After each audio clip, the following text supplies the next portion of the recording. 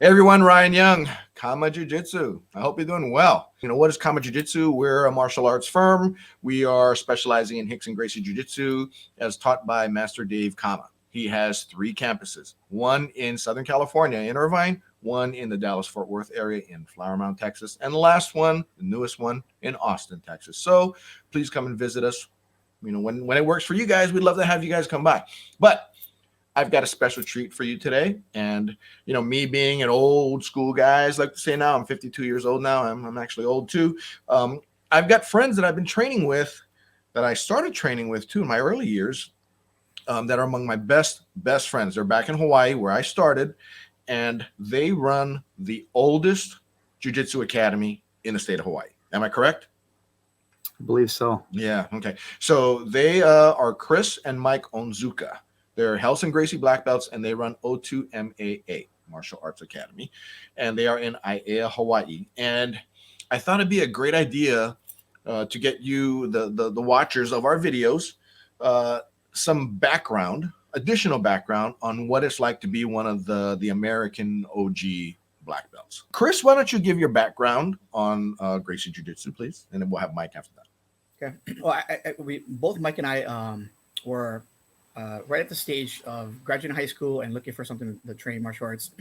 Mike actually was the one that found brought him a magazine saying Gracie Jiu-Jitsu versus the world, and this is exactly what we're looking for. We watched Steven Seagal movies, and we thought that's the way to go because obviously Steven Seagal is kicking butt, and you know, we read about Aikido. I said, man, this has got to be the thing. And they actually went to Aikido dojo, and they were like, wait a minute, this is not what the Steven Seagal teaches.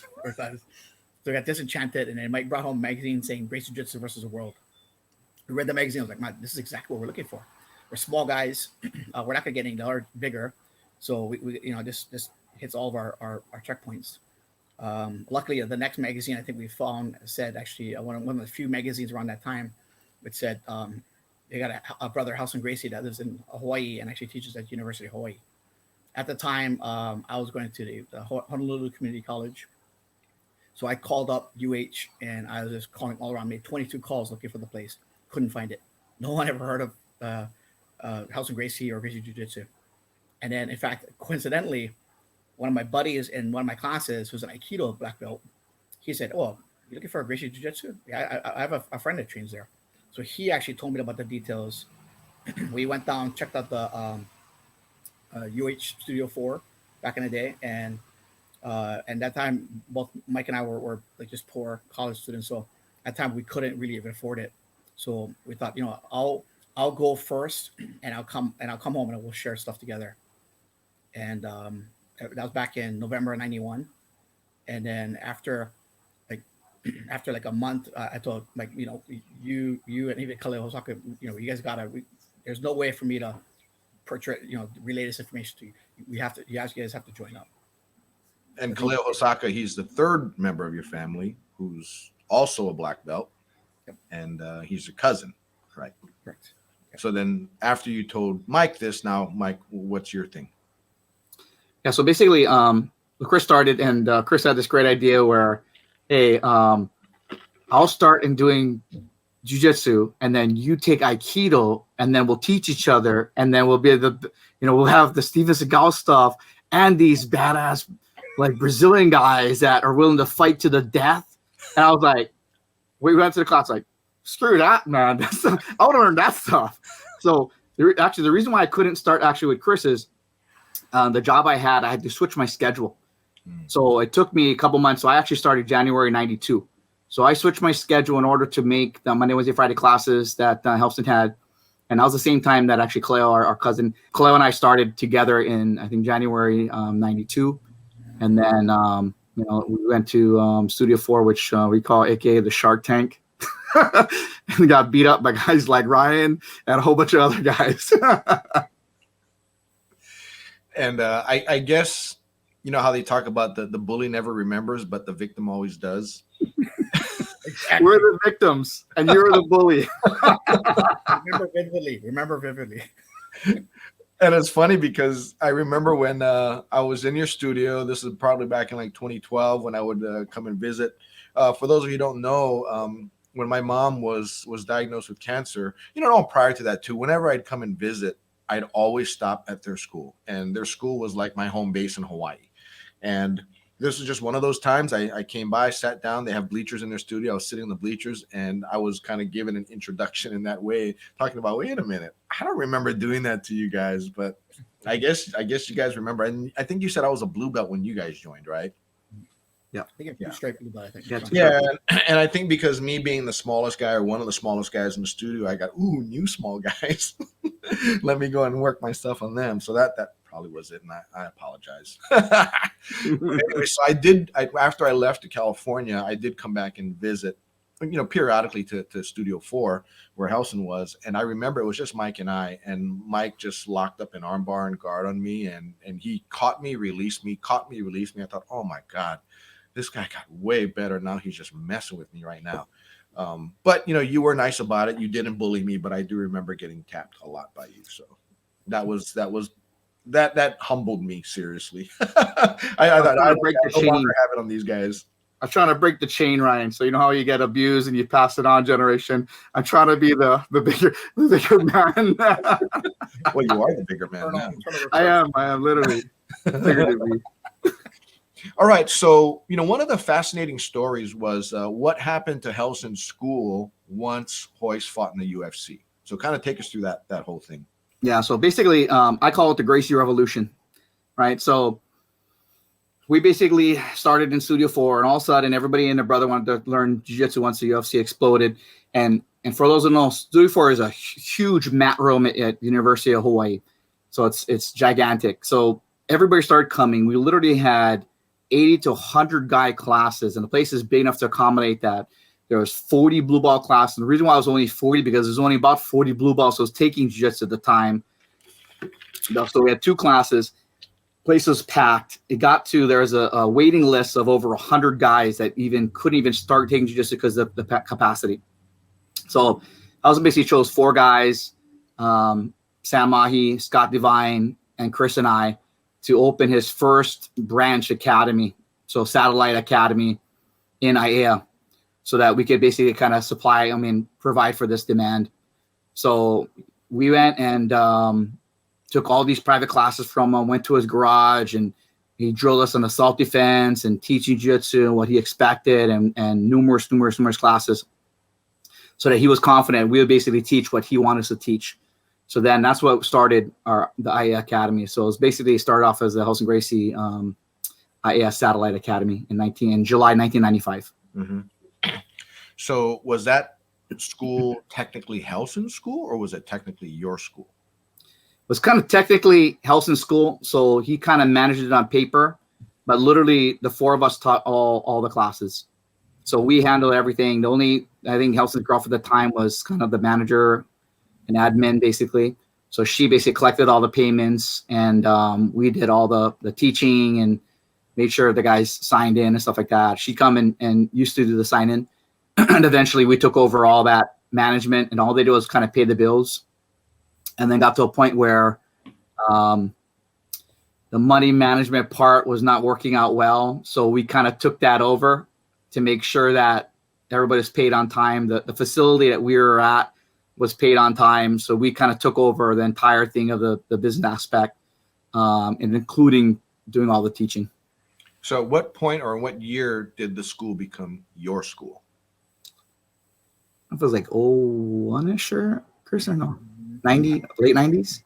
I think, probably 2001 probably is when we opened our own LLC, and actually, effectively took over the full part of the business. Was that when you guys were in the gymnastics studio, or when you're in the current place? Yeah. No, gymnastics. Yeah. Okay. One of the benefits that we all had starting when we did was because back then Gracie Jiu-Jitsu was to fight. It wasn't a sport. It wasn't to compete. It wasn't for, I guess it was. The term self-defense was put around a lot, I remember, by Relson and Horry and Hicks and all those guys.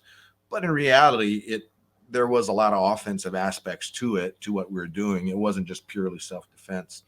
And, back then it was all about the fight. And were there any times when the both of you would be hanging out with other other students and going over to clubs to kind of test things out and see how good this stuff is? I think that was part of the class.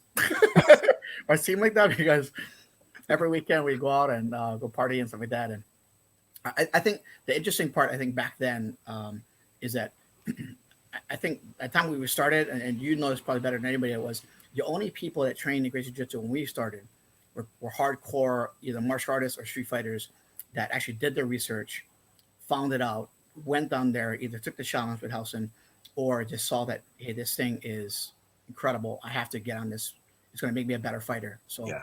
like the class when we started was just a Shark Tank of just badasses basically. And and they're just from a variety of different martial arts. So everybody, I think, in their own way, I think went out and was either tested before coming in or shortly after they wanted to actually go and confirm if the rumors are true, kind of thing. So there was a lot of that, I'm sure, from a lot of other guys. Now, in running your school, all these decades you've been doing it, have you noticed a difference in how you run your school versus how Relson ran the school when we were there? Definitely. Yeah. 100%. Yeah. So when we first ran the school, like we ran it like the Shark Tank. Yeah. So I remember I don't know if it was the first week or first couple weeks or even longer, maybe. Literally, we had all these guys come in, and Sam, the great mind that he is, decided at the end of that class we'd have these killer warm-ups. We train super hard at the technique, and in the end we spar super hard. So at the end of the class, literally Sam's like, you know what? Let's line all these dudes up and let's go through all of them. Let's show them how good jiu-jitsu is.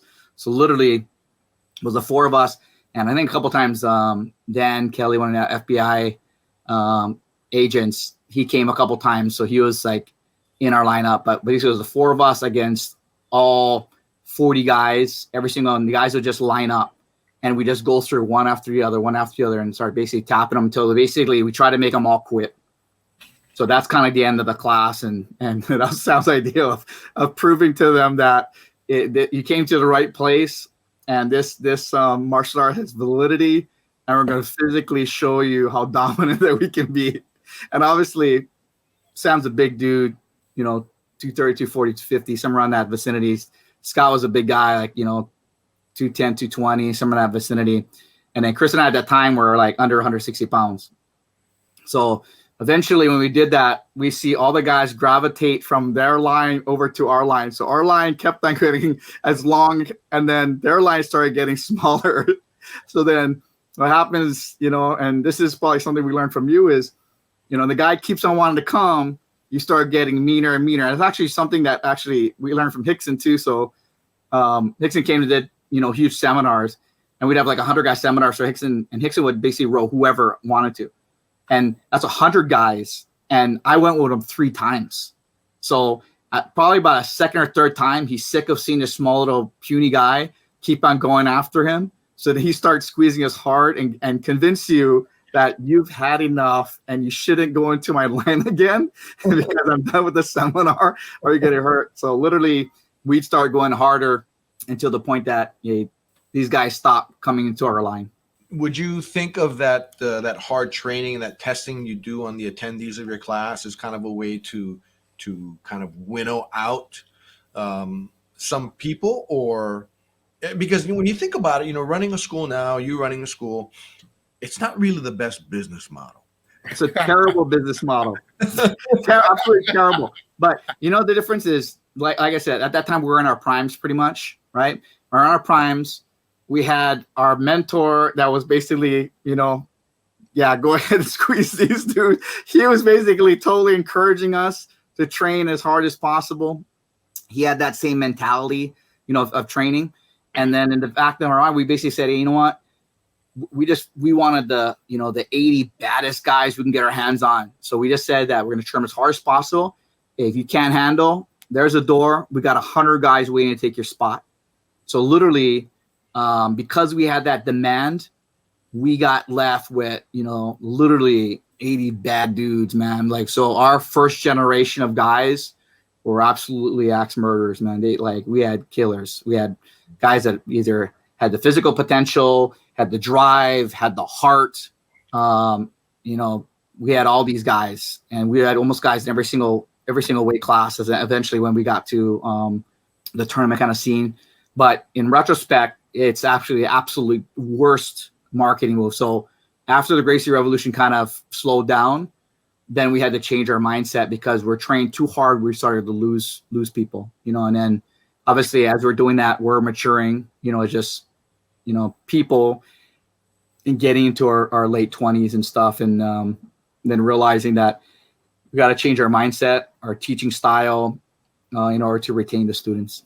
You know, it's funny because what are we in January now? So last month, Dave and I met with Hickson, and he had told us that the way we were taught and the type of jiu-jitsu that we did then, he said, that's really only for the 1%, right? You cannot expand the art and teach people the principles of Gracie Jiu-Jitsu if you're only concentrating on the 1%.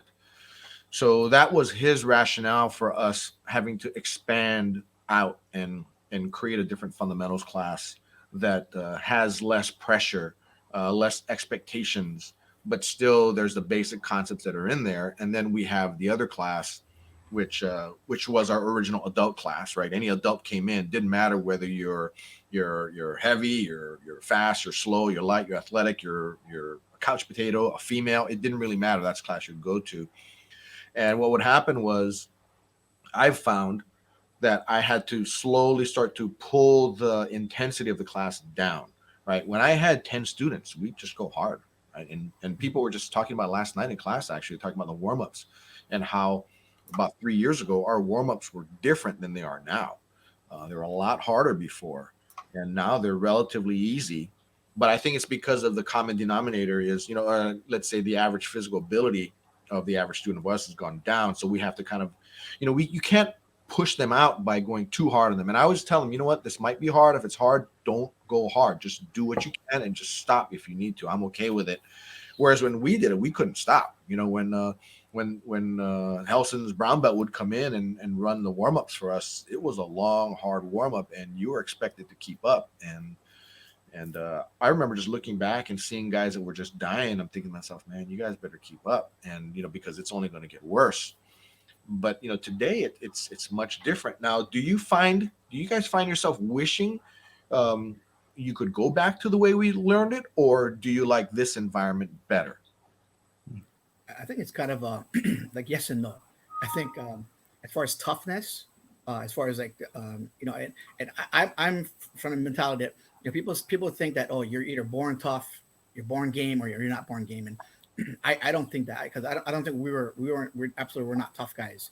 And I think through the training and that we became tougher, and I think for just a physical preparation part, I think that's important. But I also think that being in for a long period of time, and I'm sure maybe you see this, is the tough guys that can survive that kind of stuff. They don't need Gracie Jiu-Jitsu. They can defend themselves. They can protect themselves. They feel confident about themselves. It's the people that don't have the physical prowess or not athletic. You know, those are really the people that need self-defense training. Those are the really people that need Gracie Jiu-Jitsu by running hard warm-ups, by making it almost like a physical barrier to training. We're not serving the group that actually we should be serving the most, right? So I think that now it should be a welcoming environment. It should be a good learning environment for everybody. We should set an entry where we're helping them from, like, say, from couch potato to building some form of physical fitness to learn while you're learning techniques. And so you're not only learning the skills to defend yourself, but also learning, you know, getting in better shape and just feeling better. And the whole, you know, and they call about the jiu-jitsu lifestyle, right? And I think that part is probably the most captivating part of teaching now. And I think we've totally changed it. So it's not like we're softening our things to, you know, because people can't handle it. I think we should be casting a wider net, because really, I think as true teachers, we see the inequities in society, and we see the shy kids, we see the adults that are just have no confidence, and those really are the people that need Gracie Jiu-Jitsu. They're the ones that need not only the techniques but the camaraderie of the academy and the fellow students to make friends with, but just the internal comfort level to feel that they can, they can grow and they can take it obviously on the mats, off the mats, in their business world and relationships. So I really think that that we should have been done that, 20 years ago. Yeah. And I think also it's like, I think everybody, like Chris said, you can eventually be tough. Yeah. So I think what we've done, we modified, the method is that you don't just throw them into the deep end of the pool, right? So like, literally the first day Chris went, he went with this one guy that we kind of know real well. And literally Chris almost got his arm broken the first day in class. First class, first row. We ended up paying him back like tenfold. But basically that like Chris warned me, like, hey, warn me and Chloe, hey, don't roll with this guy. Stay with this guy until we're ready. So we already had that mentality and we thought we had a hit list, right? So after a while, you get tapped or whatever, you get sick and tired of getting tapped. And you're like, okay, now we're starting to learn jiu-jitsu, starting to get tapped less than, 30, 40, 50 times a night. And then slowly start thinking, okay, now I'm going to make it his. But he basically said, hey, stay from this guy. This guy's going to hurt us. And if we hurt us, then we have to sit out. We're going to stop learning. So the key is keep yourself safe, suck it up, stay in the shark tank, survive, get better, and then eventually we'll get these guys back, But so that mentality to the mentality of, some guys and as an instructor, some guys basically you kick them in the butt to motivate them, you yell them at whatever. You see these guys in MMA or whatever, slapping guys in the face. Some guys need that motivation. Other guys, I feel like you need to pick them up, dust them off, pat them on the butt, and send them back in slowly, So I think that as instructors, you have to figure out what type of mentality the student is and cater the encouragement, the teaching style, the teaching environment to those guys so they don't leave, And then some guys, and you slowly start shaving off. And then all of a sudden, the callus gets bigger, harder, stronger. And all of a sudden, then this guy turns from, like Chris talked about, this meek, non-confident person to a guy who stands up for himself, that can flip that switch. And when he needs to, he bites down and goes after guys, and that's the thing that my argument is actually it's less than 1% in Hickson said, I think it's 0.0001% of the population that literally could train like us. Because you think about it, Ryan, how many thousands of people say that they came through Studio 4? You know what I mean? And all these guys kind of say, I trained with Relson before, whatever, but they never came or they never continued. And the reason why they never continued, and I almost can guarantee it, much more than time, location, money, it's because of the Shark Tank. You got there and you got your butt beat, and you got your butt beat multiple times a night. And literally, if you weren't tough and you really didn't want to learn it, you'd never come back. So I truly believe that the vast majority of people just got smashed. Maybe that guy that almost tweaked Chris's arm. Maybe that guy did tweak the guy's arm. Maybe the guy choked him, crushed his face, or whatever. He's like, you know what? This is way too hard. I can't do this. Never came back. It's funny you mentioned that particular individual because I did not like him at all. And he and I were the same size. And whenever we would train, it was like a hair away from a fight. And I guess the difference between a lot of people today and even the way I treat my students is that I don't let it get to that point. Whereas I don't know if Relson intentionally let it happen, because there'd be times where I'd be at Relson's house for a private and that particular individual would be at his house and Relson would make me train with him. And I don't know. I mean, but the thing is, I never even thought about quitting. All I thought about was just working him over. And my thinking was, you might get me today, but watch out, tomorrow I'm going to get you. And just as mean as you are to me, I'm going to be just as mean to you. And that was something that, I also had another individual when I was at Hickson's Academy on Pico in West LA, where I had that same type of relationship. We don't like each other. We're not friends. We don't hang out. And we just happen to be in the same studio learning. And it was a competition, who could be better today. And in that way, some people thrive on that. So I did. And I know you guys did too. But most people, you put them into that corner one time and they're like, oh, okay, I'm out, right? This is not what I want. And, I guess we had that you guys developed that switch pretty quick. And I think I did too. Mine was getting punched in the face by this guy named, I think his name was Jamie. He started when I was there. He was there maybe a little before me. And then when we put the gloves on, we did no gi. It was a Friday. He just started blowing my face up inside of my guard. And that's how we learned to keep the guy close, right?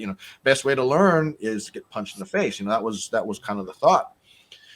But with students these days, we don't do that. I mean, we'll do it, and I always tell the student who's in the guard with the gloves, I say aim for the forehead, because if you hit him in the forehead, it's not going to be that bad.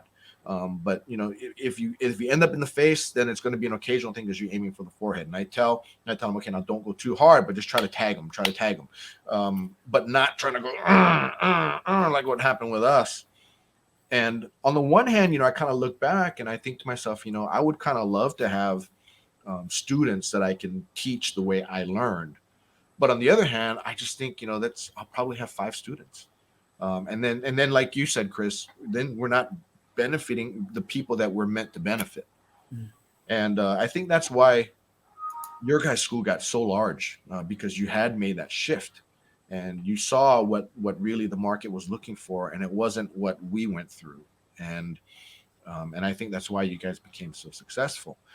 Tell us how the school progressed over the years. What kind of stages of development did you come through? What kind of realizations did you have?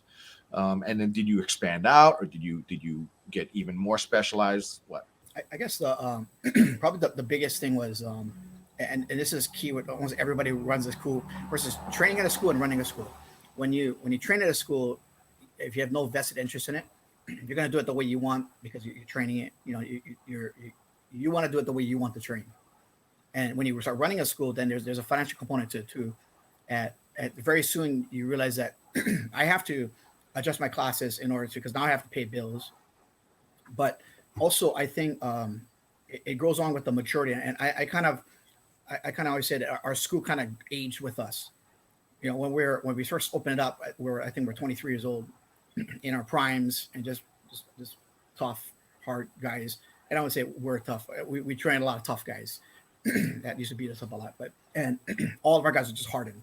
And then as we got older, and as we matured, I think our school matured with us. So we started thinking, along with like whether we just talked about the better training methods.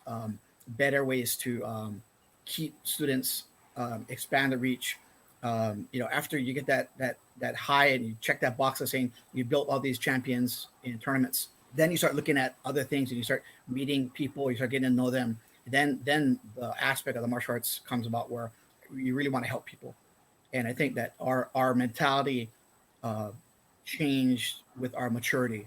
I think, then we started expanding our classes. We started teaching kids like we're absolutely against kids. We didn't want any kids. In fact, the first kid actually joined up. He snuck in because his dad signed him up and put him on the waiting list and jumped in. And then they actually started when we were actually on a trip. He came back and said, "Oh, dude, you got to stop." Right. And he fought like tooth and nails like to stay here. So we let him go. And that's how we had our first kid. And then we expanded, and now we have a real good, great kids program. And so now, and even with the mentality of instructors that we have all awesome instructors.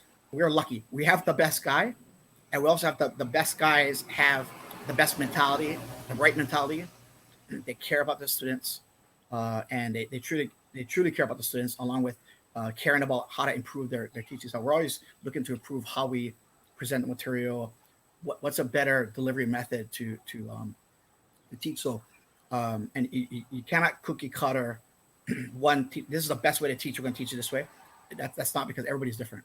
So I think that has grown, and we're blessed that every one of our instructors has the same mentality of us. So we're always trying to look for better ways to do it. And now I think we're giving more individual treatment and individual direction to each student based upon kind of like Mike talked about, like what's the best way for them to take information and respond to. Mm-hmm.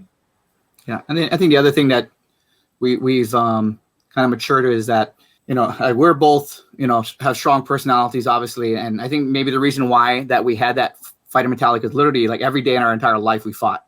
So I think it's very odd for us because we're twins, but we met all these other twins that absolutely love each other, and like they're the best friends. Like we were our worst enemies, you know?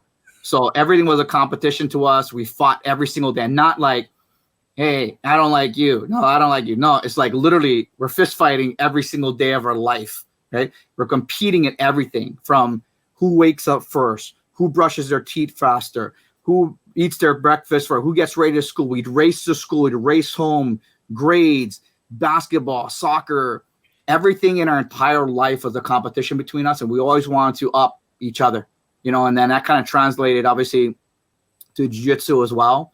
As we started maturing, we started like, you know, instead of having a control freak where we went to control everything, we realized that after you get to a point, we had all these great guys surrounding us.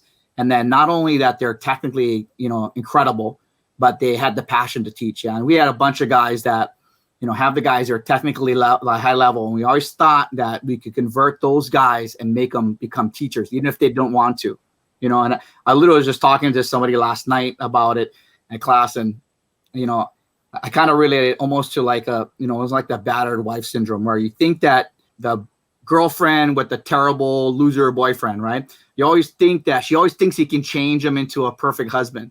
In fact, I was talking to PJ, one of our kickboxing guys, our head coaches, about it, like always trying to convert. You know, we had this one guy or a handful of guys that were high level guys that we always thought, no, we'll convince them that they should be instructors and be an instructor role.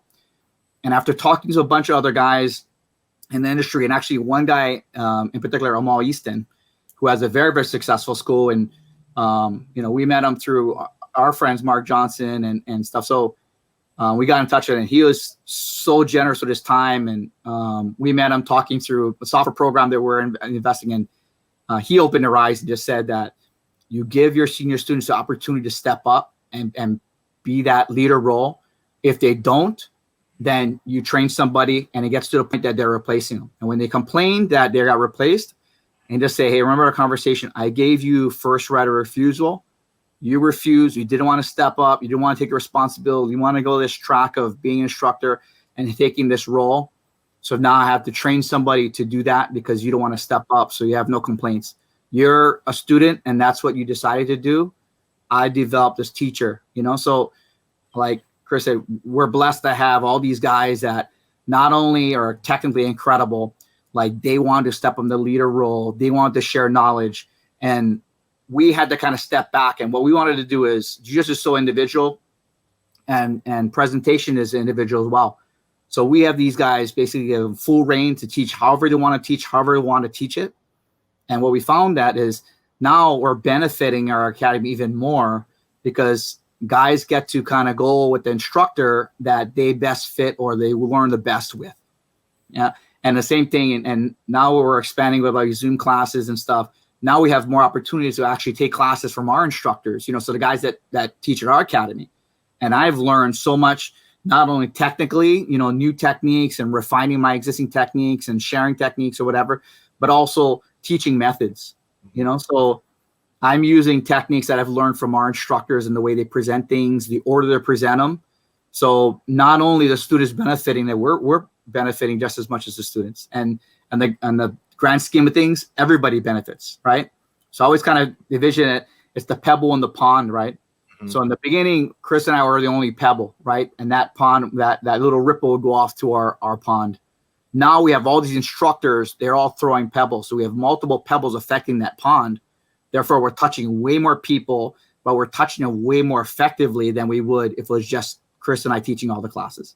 So we're totally blessed that it's fun to be able to student. You know, if I just want to be a student, I just show up to one of our guys' classes and, you know, I'm always learning something, you know, so that helps me keep that student mindset and keep me interested and make it fun. Mm-hmm. But the students get to jump around, and the students that do take from different instructors, you know, you can teach the same move and 5 different guys teach it. That one guy is the guy who makes it click right for the student, which is the best thing. Now we're getting to another section here. So with regard to the what people are learning in your studio, you know, you guys obviously learn firsthand from Relson. You know, the very few people will get that opportunity or had it. It probably won't happen again. But is it important to you for your students to learn what you learned, or being that jiu-jitsu has been kind of making moves in different directions, since, in the last maybe 20 years or so, are you okay with your students going in directions that are different than the directions that you both were taught in? Yeah, I think I think that's one of our maybe one of our strengths. I think is that we are Relson Gracie Black Belts. When we promote our students, they become Relson Gracie Black Belts. Relson has his own style of jiu-jitsu, and so it's important that we keep that tradition, not only because of tradition, but because it's an effective style. And a lot of the things that Relson teaches, you cannot do. It is not legal in tournaments. It's not legal even in MMA, but it's effective fighting, effective self-defense. So we definitely maintain that this is a Relson Gracie technique. You have to learn it. But we also we enjoy the fact that there's tons of different styles out there of jiu-jitsu now, and jiu-jitsu's branch is so wide. And I think we do our students a disservice by saying you can't learn this, you can't learn that. So we encourage it.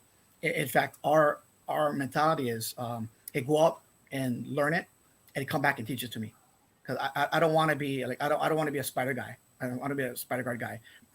Learn it and then show me all the spider guard stuff. I don't want to be this type of jiu-jitsu. I don't want to be that type of jiu-jitsu. But we need a resident expert. If you have the passion, you have the interest in it, go for it, and then teach it to all of us. So, and I also think that whatever path you take, we even from the early days of like when Ensign came back and taught us leg locks, we're like, oh my god, this is incredible. It's so we're like, oh, we got to learn this kind of stuff. And I thought, whether you think it has only a sport aspect to it, or you think it only has self-defense aspect to it, it's good to learn everything, because somebody could pull that into you on the street or whatever in a self-defense situation. So you won't be able to defend it unless you learn it. So learn from everything, and then you can kind of decide what's effective or what's not. But at the very least, let's open our mind, keep our mind open to expanding our knowledge base. With regard to competition, where are you guys with regard to competition? Yeah, we encourage it. So we enter, and we don't force guys to enter competitions, but if they want to enter, we'll prepare them for it. So all the major competitions, if we see interest in it, we start gearing our classes toward competition, prepare those people that are going to compete. And I always kind of tell the people that if you have no desire to compete, at least try to compete twice. And the reason why I tell them to compete twice is just competition itself, to me, is the closest thing to a street fight, a street altercation that you can get. And in fact, in some aspects, it's even worse. And the reason why it might be worse is because you see this competition maybe 2 or 3 months out. So for 2 or 3 months, you're thinking about this altercation that you're going to have in this competition against somebody, and it's not somebody that may know nothing. So in the glory days, or even now, right, you could have a street fight or whatever, and the guy knows absolutely nothing. You see it on videos all the time. The jiu-jitsu guy dominates the guy, or what martial arts dominates the guy because of the knowledge the other guy doesn't.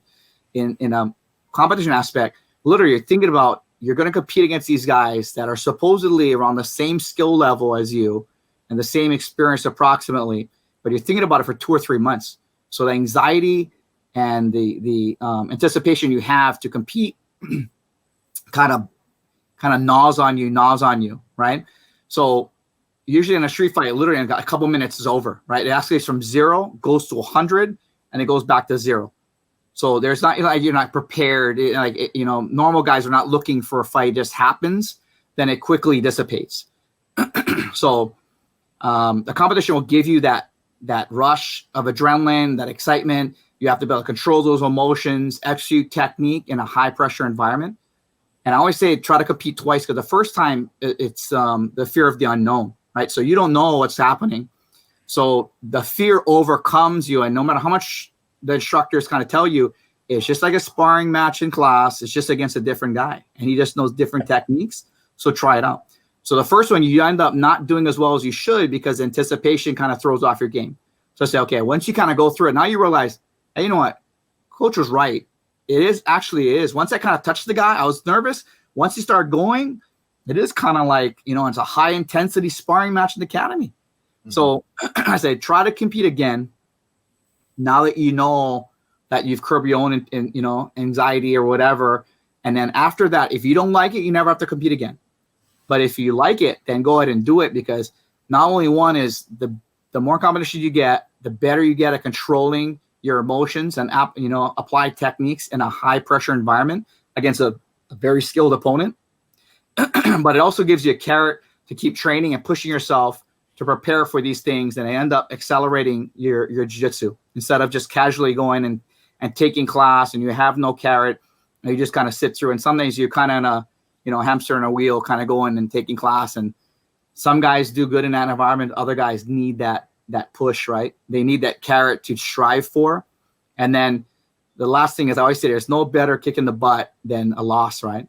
Yeah. So no matter how much and I've been a terrible competitor, but I know that every competition and every loss made me better, because if one thing I did was the things that I did wrong in the tournament that caused me, or I thought caused me to lose, I went back and I went 100% to try to eliminate those mistakes and get better. It's funny you say that, because there was a Pan Am's that I had competed in back in the late 90s. And I remember a Relson Gracie purple belt. He was my opponent. And back then we would weigh in on Friday and then the tournament would be on Sunday. So we'd have guys that walk in on the mat 20, 25 pounds more. And I kind of weighed in. I think I weighed in at maybe 145 maybe. And this guy was at least 165. He was a big dude. And I just looked at him. I remember standing across the mat and I go, holy crap, you're in my weight class? And then, I guess he, seasoned competitor from Brazil. So they knew that whole thing, how to suck weight and all that. But anyway, so, we got down to the ground. I just remember him getting cross-side on me, or side controls, people say. And I couldn't get out. I'm waiting for him to move. And if you move, then I'll be able to react and I'll do what I need to do. But he didn't move, and the ref didn't call him for stalling. So that kind of put me on a multi-year quest to be able to get out of that position, to the point now where I'm really good at getting out now. It's not anything I worry about anymore. Either from a street fight perspective or from a jiu-jitsu training perspective, gi, no gi, it doesn't matter. It's not anything that I fear anymore. But it all happened because of that one loss. And I think I only lost. I think that's the only loss I had that I can think of. Another one I forfeited because I ended up, after I won my first match, I was just done. I didn't have any energy left. But that one loss made me realize that that's something I need to work on. And I just hated being on the cross side. I remember when I was in Hawaii once, Kaleo, your cousin, has a wicked cross side. Yes. And I remember dropping by in your studio one day and just having him cross side me. And then I remember showing him, maybe I was in class, I'm not sure, but I remember showing how I cross side. And then I'd seen him on a Sunday. I think he was teaching that day. I dropped into your school. You guys weren't there, but he was there. And he was showing how to do the escape that I was doing. I thought, yeah, right on. That's good. Right. It took me years to figure it out and to work on it. And, a lot of help from Dave, but it works. And to this day, I show them. But it all came from that one loss that I took in the late 90s from a guy who stalled on me and didn't get called for it. And it also made me realize that, I have to fight for myself at the end of the day. I can't depend on a ref to call stalling and make him move, which is a lesson that I use for a lot of my students as well, especially with regard to tournaments. I just tell them, go for the submission, right? Because at the end of the day, if it ends up 0-0 on points, 0-0 on advantages, it's going to come down to the ref and count on the ref choosing the other guy. Do you guys still teach vale tudo at all? Like we used to do? We teach Relson. Part of Relson's style is he has this his vale tudo kind of style. It's not self-defense, it's not submission grappling, it's his striking, and we'll teach that. It's not a regular thing we teach, but we do teach it from time to time as far as like in the and I guess it's different. Self-defense is somebody does something to you, defending just to get out of it. Vale tudo, like I say, is if something happens to you and somebody's just attacking you, then like we talk about, you got to flick that switch, and it's him or you or him, and it's always going to be you, right? That's just going to come out the victor. So now we're going to do other things like elbow, and Relson loves the elbow points and stuff like that. So stuff like that, and Relson, that's one of the best things that I haven't really seen from other people and I try to study from every jiu-jitsu guy out there, but house stands are very unique, and I think very, very effective, like street style that I don't really see too much other people teach. So we do teach that stuff in our curriculum from time to time. It's good. I mean, as far as the elbow, you think of the elbow point. I remember specifically Helson showing me how to elbow somebody when you're mounted on top of them. And he says, don't do this. He said, do this. And he goes, you got to put your elbow point on him. And I remember him telling me that when you bend your arm too much, then you end up giving the flat. And so I still remember to this day, he goes, you use the elbow point. And it's funny, he taught me this 30 years ago. And that kind of stuff just kind of sticks with you. So what's the Grandmaster up to these days? Do you guys know?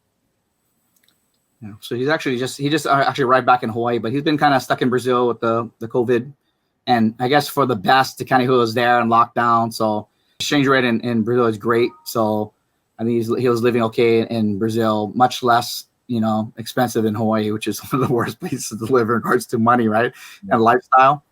So he was there. He actually just came back here to kind of clear up some items, but I think his goal, and we're gonna hopefully meet with him soon, gonna stay in Brazil and then probably just travel to America just to do seminars. So normally Hawaii was his home base for all these years, including when you were with him so many years ago. And he just travel around and then come back to Hawaii and then travel around, come back to Hawaii. And then lately he's been spending a lot more time in Brazil. So now he's like been smashing the last probably 2 or 3 years. He's actually probably spent more time in Brazil than he has in Hawaii. He considers Hawaii as his second home, outside of Brazil, and maybe in more home for him than even Brazil, because he's been here for so many years consistently. I think his goal is to basically live more in Brazil, slowly kind of retire and do probably less seminars, less traveling, and go that route and kind of enjoy his life. Now, is he still taking on new associations, or is it just a static thing? No, I think he's taking on the associates. I think we just got the vetting process. So a lot of guys kind of come in and Chris is actually real good with it, where you see guys coming in and trying to join associations as a purple or brown belt. What they want to do is they want to try to jump and get a belt from Helson when they trained their entire career from someone else, and thinking by coming to Helson that they're going to get, not only a fast track to maybe a black belt, but also be a Relson Gracie Black Belt. So he actually did a good job at vetting these guys and kind of figuring out that what is your intent, your true intent of coming into association. If you really don't want to learn Relson Gracie Jiu-Jitsu, you're looking for a belt, or you're looking for recognition of being a Gracie Jiu-Jitsu Black Belt by a legitimate Gracie, I said that's the wrong intent. We don't want guys like that, because it basically makes our entire association, all the guys that we worked hard for, and we have a bunch of guys that's been with Helson for decades, makes us all look bad, and tarnishes our reputation. So, and that's always the most difficult thing, right? Because guys like a used car salesman, right? They're going to tell you that used car is the best car you ever bought and no trouble, whatever. And then, 10,000 miles in, all of a sudden the wheels start falling off. So we're trying to figure out the best way of vetting these guys and maybe putting them on probation or whatever. And that's something that, obviously is something that we have to discuss long-term, especially with Helson kind of stepping back. And even for Helson, like, just like anybody else, right? When Dave comes in, people treat Dave differently. They treat Helson differently, right? They treat Hickson differently. So there's this reverence of the guy whose name is on the system. You got to put your best foot forward. So you don't really sometimes get to know that true guy until, you surround yourself, you put a spy in or whatever, which is very difficult to do, and figure out what is the guy's true intent. What is his heart? Is he truly, his heart is to learn, the art and that style of jiu-jitsu, or is it just to kind of pat his ego, get a belt, and progress that way? So that's a very difficult thing. And I always feel like, how do you really know a guy when you do seminars with the guy and literally you're teaching all the classes. You don't really see him teach. You don't see him outside in a social environment. You don't see him when you're not around, how he treats other people, because that's a true measure of a man, right? It's not necessarily how you broadcast when you're in a leadership role. It's how do you show yourself when you're in a subservient role, and are you helping others? Do you take instruction? Are you open to criticism? That kind of things, which, is a true metal of character. It's funny, being an old school guy like you two are, and trying to keep things as pure to the master as you can. And you mentioning how you're vetting people who want to be part of the association. It's funny because I know a lot of people who trained up through most of their years, their colored belts, not the black belt, up through one instructor, went to another instructor, got the black belt, the other instructor, and then shortly after that, they switch over to a team, right? And then find that doesn't work too well for them, and they switch to another team. And it gets to a point where you wonder, because, back when we started, there were distinct styles based on who you learned under, right? You had Baja Gracie, you had Carson, you had Wumaita, you had Relson, you had Rickson. And then now everybody's just kind of swapping back and forth. Now you have all these other associations that are second, third generation down from Gracie family member, and they're swapping members back and forth. And so is it safe to say that a black belt who I guess has been running a school, whatever, but maybe his didn't work out with his team, or his master died, his master got out of business, whatever, and he wants to affiliate with somebody. Is it fair to say that it would be a pretty hard process to get on board with Relson's association, especially if he came from the other side, the sports side? I think we're trying to figure out a good method for that. Fortunately, time is really the only true method, right? And so and the easy way to vet that is, if we told some person, a black belt or something, saying, you will not get promoted for X number of years, because one is, we don't know what you learn, and two is that if you do get promoted in under Relson style Jiu-Jitsu, you actually need to know Relson style Jiu-Jitsu. It's going to take you years to develop it and learn it, right, and be able to proliferate it. And I think the person who has integrity would understand that and say, of course, that makes perfect sense, right? Why would I follow IBJJF standards or whatever standards you want to follow for promotion?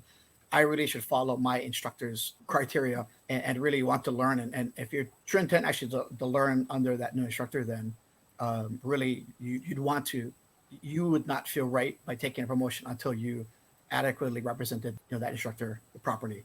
There's guys that talk a good talk. They say all the right things. They come off really nicely, and I understand also that some guys just get a bad dealing, right? You start jiu-jitsu, you jump in maybe at a school that's near you. The guy's wearing a black belt, and the guy turns out to be a dirtbag, right? And then you're like, it takes you a little while to figure that out, and then you find it out. You're like, oh man, now what, right? Now I'm kind of like tainted. So there's definitely that stuff like that. But I'm sure you trying to grow your associates too, Ryan, is I ran across a surprising number of 4-stripe purples, 4-stripe browns that wanted to actually join the association. Just surprisingly, we want to do it the right way, obviously, and there's no real right way. You just try to do what best you can and try to put things in place where you try to find the person's true motivation for it. Yeah, I get it. I think through our life experience, we have a lot of ability to kind of answer some of these questions, and the longevity. And Chris kind of touched upon it, is like, if you're in a rush to get a belt or something, that's a red flag, right? And I don't care who it's from. I don't care if it's from Rickson to Relson or Hoyler to Horian's group or whatever, or the brothers. It takes time to learn intricacies of each of the brothers, even, and that's even in the same family, much less a whole different lineage, right? Like a Carson lineage or a Gracie Baja lineage or whatever, right? So if you truly want to learn that style of jiu-jitsu and you want to be proficient of it, then they should have absolutely no time frame on it, because guys learn at different rates. Some guys are extremely talented and they can learn different things. We've had guys that are black belts come to our academy and they absolutely absolutely no self-defense. Yeah, so can't get out of a headlock, and they're black belts. And you've touched on a bunch of your videos. You see guys kind of do this, and to me, that's a crime, right? So, but it's only a crime because we got brought up in that self-defense mentality, right? So our whole entire jiu-jitsu career was basically because our instructor saw the value of it. And that's where I like where, Relson and to Rickson to Dave now, is that you still have that self-defense mentality because your instructors had that self-defense mentality and you embrace that self-defense mentality, right? So you're passing out to your students. It's the same thing with us. And you make good points if the instructor passes away, or like Chris said, the instructor's a dirtbag, you don't realize stuff, and you realize, hey, you know what? And it's a convenient school for you, or it's inexpensive, or the schedule works out, and you realize, hey, you know what, for me, I need to go to another location. I need to find another school that best fits my true intent of learning jiu-jitsu. And maybe it's the self-defense aspect. And I think that's what differentiates our schools from vast majority of schools out there, is the emphasis on self-defense. And I always kind of say, hey, you're not walking into the academy on day one and saying, you know what, I want to be the next IBJJF, Pan Am champ or world champ or Naga champ or whatever. Yeah. They basically, you walk in there saying, you know, I need to defend myself if someone attacks me. And somewhere along the pathway, the student ends up losing that initial focus of the reason why they started martial arts.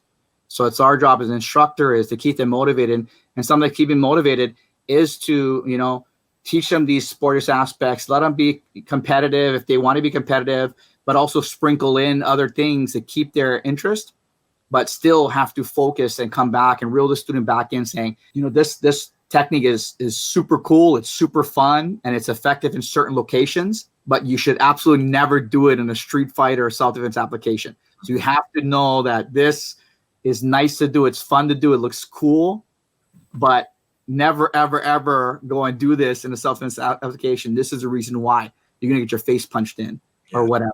And it's difficult to kind of vet these people out because a lot of guys want, the quickest pathway. And with all these other guys kind of going and getting their black belts in 3 or 4 or 5 years, people think, oh, I can do it too. But these guys are literally, they're like, BJ Penn is a phenom because he's phenomenal, right?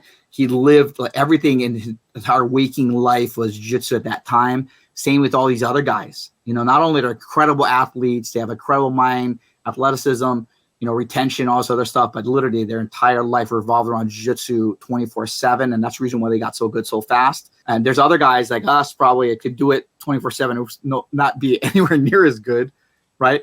We just learn at a slower pace, right? We need more time to internalize all these concepts, to practice it, to increase our retention.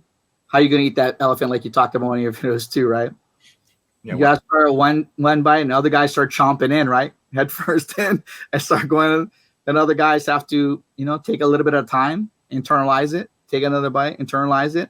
And to me, that's the best long-term aspect, right? You truly want, if you learn all this stuff and you don't retain it, it means nothing. Mm-hmm. I always say it's knowledge number one, right? Applying the knowledge number two is actually practical. And the last thing is application of the technique, right? Then that's where the rubber hits the road. Well, and you guys are a testament to that because you've been around for so long now and you're still doing it. So we're just stubborn. We're just stubborn guys, right? I'm sorry, what? We're just stubborn guys. We don't know when to quit. Well, the benefit of your students that you guys didn't quit. Now, speaking of your students, you guys are in Honolulu, Hawaii, or Aiea, Hawaii, and the state of Hawaii is currently late January 2021. You guys are still under lockdown. How are you guys being able to work within the rules that you're confronted with and still be able to effectively teach your students? That's a tough one. That really threw us for a loop. We really had to sit back and think about it. And again, I think it helps to come from and belong to a strong association. So we were able to, talk amongst ourselves about what's the best thing to do, obviously with our own academy. And then we also had obviously great friends, like Todd Tanaka and Team HK, Kaleo, Hawaii, Team Papaka Jiu-Jitsu, right? And other people in our association to see, and we all kind of put our heads against the wall and Todd did a lot of research on it, set up a good model and helped us out as far as setting up the sanitation guidelines and how the best do that. Obviously, we read all ourselves and made sure we adhere to what needed to be done in order to run it. And then, and I think the weekend before we did it, we had a bunch of our guys. We said, "Hey guys, we need a bunch of help," and a bunch of our instructors and students came in and helped us, set everything up, to properly walk in, so we abide by everything. So it's been a challenge. I mean, training with your mask on, 6 foot distancing. The order keeps changing, so you have to go and read the order, make sure how does that affect us, make sure we're in line with it. We also, which the good thing about it, there's a couple actually good things about it. One thing, it kicked us in the butt to actually do online classes. So now we Zoom all our classes. So now there's no reason to not take a class anymore. If you're at home, you don't want to drive down, you just do it in the comfort of your living room. If you're worried about catching a virus because you have a low immune system or respiratory issues, or you have a elderly parent at home, then but you still want to learn, we have that offering available for people who just want to get out of the house and want to get down to the academy. We make it a safe environment to do it. And I guess one of the major thing is, obviously, we would not be able to live with ourselves if you caught COVID from our academy due to our negligence, or because we weren't doing everything we could for our students to provide the safest environment to train.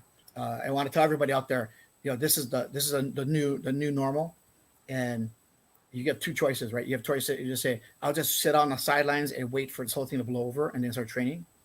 And you saw already, now we're approaching a year in where you sat out for a year, and you see it's hard enough to start. And it's difficult to continue with it. So who knows? You're gonna lose the momentum. You just, you'll blink and it'll be 5-10 years later, and you've never done it. Or jump in.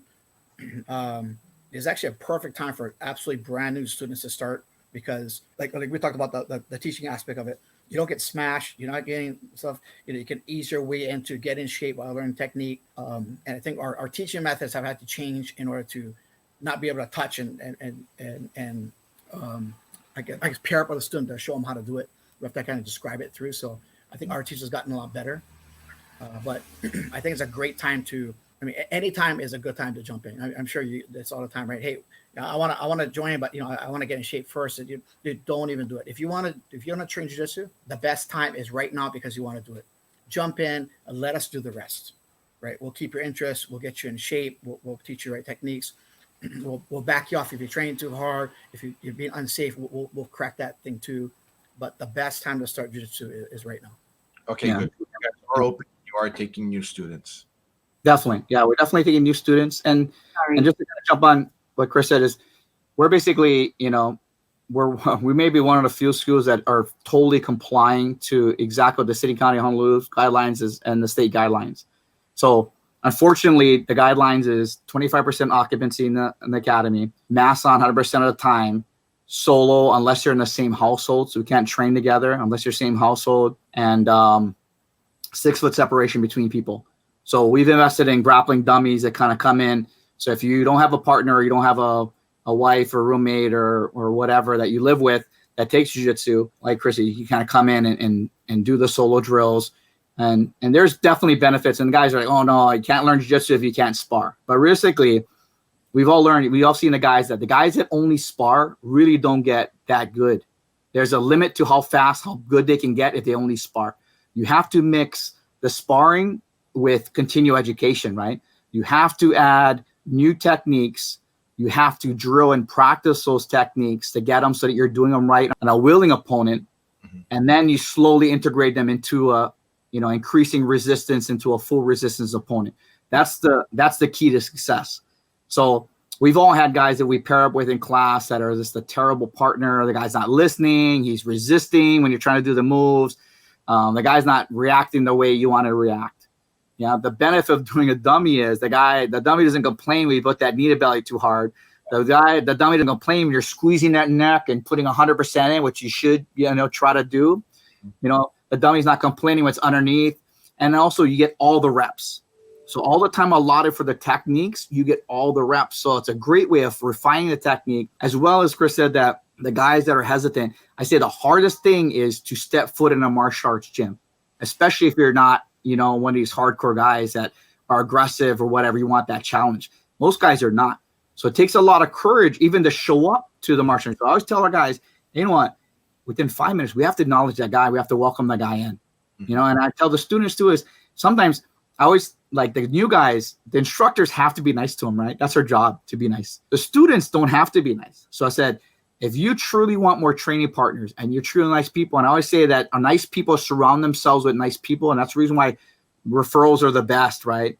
Friends bring friends. You have a liaison, number one. Number two is people surround themselves with like-minded people, and normally those people are nice people. I said, be that person, because we see our stories all the time is the guy comes in, he kind of had a pretty good experience, but the thing that got bottom is, Joe Schmo in the class, a regular class guy, befriended him and, asked his name and welcome to classes. That was the point that basically made me think, hey, you know what, this is the academy for me. Such a great environment. And it takes, the preaching of the instructors, but it takes great people in your academy to do that, right? It doesn't cost them anything to go in and, hey, you know what, be nice and meet this guy. That one guy, I also tell our students, is like, that one guy, your little act of kindness and generosity, your time and friendship, like that friendship, that may be the thing that brings that student to you. And then that might be your training partner for the next 10, 15 years. That might turn to your best friend. Our best friends, like you said, best friends, all my best friends are jiu-jitsu guys. Yeah. So like we're best friends. We would have never met if it wasn't for jiu-jitsu, right? So we surround ourselves with all these guys. We have this relationship with all these guys. And, we want to invite guys to come and try it out. And like Chris said, a lot of guys are waiting, right? They think that their whole progress and efficiency and technical increase of level is totally tied to the sparring, and it's actually not. Yeah. How much times we see guys sparring and they're actually doing things wrong because what happens, they're not taking the time to actually refine their technique. This is the time, because they're forced to, that we should be refining our technique. And there's no better refining a technique than using a dummy, because a dummy doesn't do things that you forget to do, right? Sometimes the partner is too good. Yeah. They're too much of a good partner. They're giving the arm or flaring the elbow or turning that thumb in the right direction so you can actually arm lock. And what happens is you forget it because you don't have to do it, right? When you have to do it yourself in a dummy, you have to do it technically correct or it doesn't happen. So that reinforces yourself, and onus is on yourself to internalize all the different facets of each little technique and execute them properly. And the beauty of like Zoom and the online, or even the people aspect, is at least on Zoom, like you can see everybody at once, right? Whereas when you're teaching a class, you're walking around. So a guy could be doing 6 repetitions, whatever, on the corner on the side that you miss, and him do it 6 times wrong. That's 6 times he has to correct. And, the saying is 1,000 repetitions correctly makes a master, right? So, but if you learn it wrong, it takes longer to unlearn it, correct it, and then do it right. Yeah. So our job as instructors is try to make them do it right as soon as possible, so they can start that repetition, start that 1 rep of a perfect technique to that 1,000 become a master, And what we're finding is, the dummy, I think there's a major benefit. Obviously, the sparring would be great, as far as application, right? And we missed that. And you get a different level of intimacy, and the friendship and the camaraderie is built in that. But there's a huge benefit to technique refinement for the dummy. You get double the reps. In fact, sometimes you do quadruple the reps, because the transition between your partner doing it and you takes more time up, right? Yeah. Whereas you can set it up and you whip it on, and if you're a diligent student, in the time that you'd maybe do 3 or 6 reps, or you go 3, 3, 3, 3, 3, you switch back and forth, maybe you're doing 12 reps, maybe doing 15 reps, right? So that much more repetitions, that better retention, that better execution, then all these questions come up, and then you ask your instructor to kind of help you out. Good to go. Why don't we close out with you saying some final thoughts, and also give your phone number out so that people can give you guys a call. Sure. Well, we want to welcome everybody to our academy, the O2 Martial Arts Academy, Hawaii, O2MAA.com. The letter O, the number 2, MAA, not MMA like everybody wants to do, but it's MAA for Martial Arts Academy.com. My phone number is 808-381-5959. First class is free. Jump in, try it out. If you've never done it before, we like to welcome, come in. If you've done it before and you're looking to get back into the gym, haven't trained for a while, perfect time to start. Right now, we welcome everybody. Just obviously come with a good heart, no ego, and wanting to learn. And we'd love to have you. My number is 808-381-9530. And then you can also email us. You can text us questions or whatever. You also can email us at info@o2maa.com. We're really, both of us basically monitor the email. So usually we can get back to you in like literally minutes most times. So any questions come up, and as you know, Ryan, we don't sleep much. So literally text us all hours of the day and night. We'll pretty much answer. You text us 2 or 3 o'clock away time, probably we're still up, or we're going to answer. And that's probably the reason why we probably have bag. And we're kind of worried when Ryan said this is 1080p. That are like, I'm worried about like the bags in my eyes from working till 3:30 last night, showing up here. But yeah, we definitely want to invite people and just reiterate that Along with being a jiu-jitsu, and not only jiu-jitsu school, we teach kickboxing, we teach Kali Eskrima, which is Filipino stick fighting. We have a wrestling program, as well as our Relson Gracie Jiu-Jitsu. We have classes basically every day. We can mix and match your classes. You may have an interest in one, but we find is that you dabble in the others, the other one becomes your passion as well. So it's a good environment, training environment. Everyone kind of helps each other out. And then it's a one-stop shop. And it's not one guy teaches everything. We're not, a jack of all trades, master of none. We have legitimate masters and everything. We're kickboxing instructors. We're bred as boxers and kickboxers. Our Kali Eskrima guy has almost 30 years in Kali Eskrima, both of them that are teaching. We have a wrestling instructor that wrestled in high school, taught, high school program for over 10 years. And obviously all of the jiu-jitsu instructors over decades. And the other thing that kind of differentiates us against the other guys is mostly all of our guys are college educated guys. Yeah. So, we didn't really touch on it, but I have a degree in mechanical engineering. Chris has a double degree in finance, real estate, and minor economics. And the real estate and the finance degree is thanks to Ryan Young mentoring Chris to go into the finance degree. We have aeronautical engineer. We have master in sociology. We have a bunch of different guys that are college educated. Our college educated guys are instructors. Not all of our guys, and not saying that it has to be college educated, but that's something that differentiates ourselves from other guys. And the other thing, a lot of practically all instructors, not all our instructors are fathers and parents too, right? So I think that adds a level of compassion, not only to the kids, because I think parents, can have a certain level of sympathy and empathy for kids, and then know how to control kids and coddle them, and then try to challenge them to become a little tougher and stand up for themselves, but also for the adults too, right? That translates to compassion and true caring about the students. And that's something that I think our academy differentiates herself, along with being self-defense oriented, which is the biggest differentiating factor. Yeah. We all cross-train. So all of us take all the classes, all of us take jiu-jitsu. We learn kickboxing from our guys. We learn Kali Eskrima. So we integrate the classes, and we always have that eye on the other art, right? So that's another thing that really nobody can offer. So like Chris said, no time is better than now to jump in a class, try it out. And we've had tens of thousands of students since 95 come in and stopped.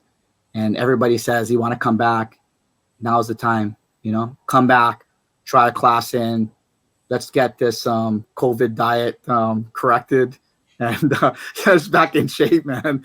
And also the camaraderie, right? A lot of this, seeing each other. And I think that the biggest thing with, we're always worried about, obviously the physical aspects of catching COVID or whatever, but the biggest thing for us in the martial arts community, especially jiu-jitsu, is the mental aspects of not being able to spend time with each other and go out and be with people face to face and have that relationship, and that's the thing that I feel that differentiates us from a gym. Like, all of us know each other and we care about each other. So if you're sick or have a cough, whatever, you stay home. Yeah. Whereas a regular, weightlifting gym, shoot, I went to the Spunk for like 10 years. I didn't know nobody there, right? You go there, you work out. You can go there for decades and not know anybody. Yeah. In jiu-jitsu and martial arts, everybody knows everybody. We care about each other. We have a personal relationship, and we don't want to get each other sick. We don't want to get, that's the reason why we don't have any problems with ringworm or staph or the bad flu season or MERS or all this other stuff that came up. It doesn't happen, right? Because we have this respect for each other and caring for each other. We have something, we stay home. Ringworm, not all that stuff. Doesn't happen in our academy, So come join our family. Yep. And I can vouch for these guys. I've known these guys for almost 30 years now. And, they are legitimately among my very best friends. So, guys, you can't go wrong by checking out their academy. So anyway, I got to wrap this up. I appreciate you guys coming onto our channel and telling our viewers about jiu-jitsu in Hawaii. I really appreciate you guys. I love you guys. Anyway, I got to close it out here. Everybody, if this helps you, go ahead and visit their academy. If you think that other people can benefit from it in Hawaii, go ahead and share this video, and comment if you have anything on the bottom, and hopefully these guys will be able to answer some questions if you don't go directly to them. Anyway, take care. Happy training. Bye now.